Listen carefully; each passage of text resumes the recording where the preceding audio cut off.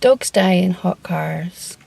Hi, it's Pam again from Ben McFuzzylugs, back here with another daily dogs training tip. March Madness, one dog training tip a day for the month of March. And today it's an absolutely stonking day. Focus on me again.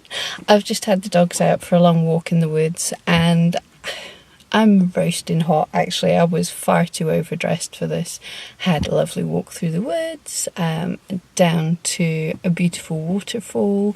I should hopefully be sticking photographs of that in. Let's leave a space. So I'll pop some photographs of that in the timeline to go over my talking, so you don't have to look at my terrible face all the time. But fantastic walk, and it just had me thinking. I know I spoke about dogs being too hot a few videos back, if you want to go and check that out, but I also just wanted to talk about the dogs in hot cars as well. This is the kind of thing every year it's talked about. I think just about every year at least one dog loses their life in a car in a hot day. And the thing is, we've got to the culture now that some people almost think that you can never have a dog in a car. You just have to be sensible about it. A car is a great way to transport your dog to the cool walks in the forest or at the beach or something. The perfect place for them to walk when you can't walk them around your home, because obviously even in Scotland sometimes we'll get to the point where the pavement gets too hot for their little paws, so it's good to be able to walk them somewhere. And so taking them out in the car is a good thing, just so long as you're not leaving them. Also, as it comes into summer, that's the time of year when quite a lot of us do our dog sports. I know at Agility we tend to be for pretty much a whole weekend in a field in the middle of nowhere doing agility, and almost everybody uses their car for themselves and their dogs as a place to seek shelter. So the actual trick to keeping your dogs and keeping yourself, keeping your car nice and cool, is it's easier to keep a car cool than it is to cool it down once it's overheated. So if you're going to be using your car the next day and it's spring or summer, it might be a bit warm the next day. Think of when you park up. If you have a garage, fantastic, or if you're parking somewhere that you know it's going to be in shade from the morning sun. But crack the windows if it's safe to do so. Cover the car.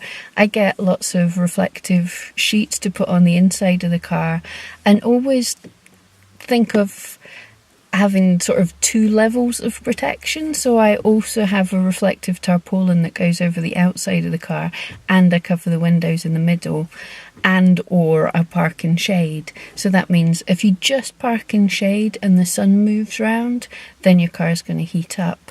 If you just put the reflectors on the inside of the window, sometimes the suckers that hold the reflectors on can come off. So if you have the tarp over the top of the car as well, and obviously a tarp over the top of the car, so hold it in with bungee cords, but wind can blow or some nosy person could have a peek or something. So always have two levels of protection to stop your car getting too warm. Make sure there's adequate ventilation, but also think about that as well. Most cars now have tinted windows, so if you're going to open up your windows, that might actually be letting in more light. So I try and have the windows covered, pull out the tarpaulin. I have a camping shelter. If we're in a safe place at a show, I'll pop up the camping shelter over the back of the car and leave the boot open, so there's always adequate ventilation. You can get fans, battery operated fans that will clip onto the dog's crates.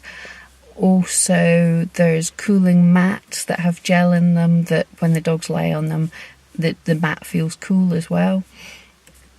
Everything to keep yourself and your dog nice and cool.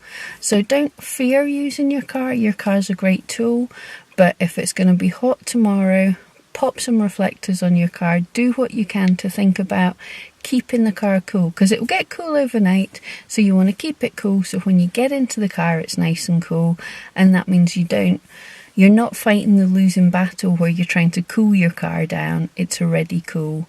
Park in the shade, cover up your car, and also think about doing things earlier on in the day before things get too warm, especially in Scotland, because in the summer we get such long days being so far north. What can happen is it can be quite cool here till about 12 o'clock, 1 o'clock. It starts to heat up, and then from 3, 4, 5 it just gets hotter and hotter, especially cars. They really suffer because they've had the sun on them for so long. So maybe plan what you're going to do for the first thing in the morning instead of later on in the day. Okay, I hope that helped somewhat. Thanks for joining me, and I'll see you tomorrow.